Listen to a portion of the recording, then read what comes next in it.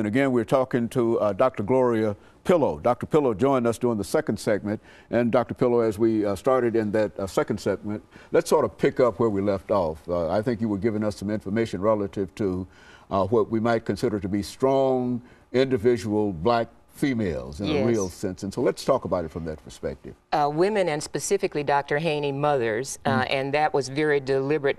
My own mother has been such an inspiring, such an awe-inspiring figure in my own life. I remember one time she and my dad were at the dinner table with us, and I asked her, how could you and Daddy even fall in love? You couldn't do so many things. You couldn't go to a movie. You couldn't walk in a park. You couldn't go to the swimming pool. How did you even manage to live a normal life, have a normal family, inspire us the way you did? So I'd have to say that my mother's example helped bring me to this study. And again, I began with chapter 6, which is Beloved by Toni Morrison. Sethi, I think arguably the most well-known mother in all of African-American literature, certainly.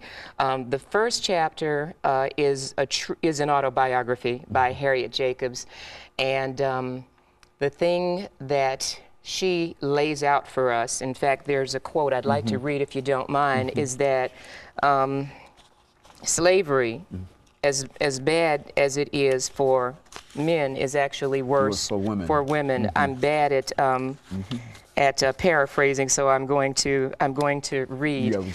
Slavery is terrible for men, but, and this is emphasis, it is far more terrible for women. Superadded to the burden common to all, they have wrongs and sufferings and mortifications peculiarly their own. It's interesting that she used the term peculiar, since slavery is widely known as the peculiar institution. Very good. At age 14, she says, the war of my life begins. The sexual assault is what she's speaking of, and this is what the female slave, above all the other indignities, has to fear and has to suffer.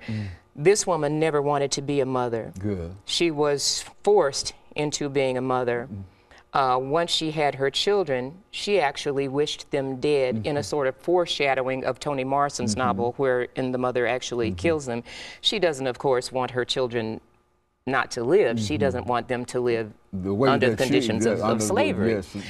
She undergoes an incredible period in her life after her grandmother abandons her upon finding out about her first pregnancy, which, of course, she had no control over.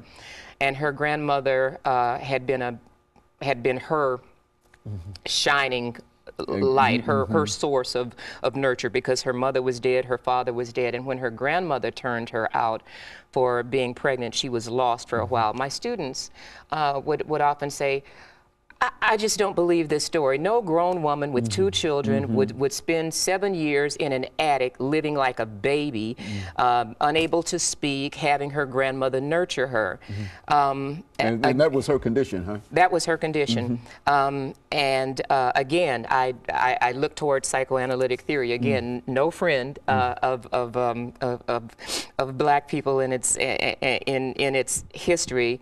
But the insights, again, in terms of the psyche, are so important.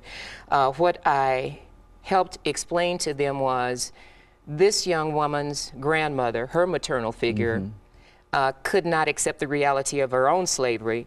Therefore, she told her, slavery is God's will. So we simply must live under the will of God. When her son escaped to the north, she grieved as though he had died. There wasn't enough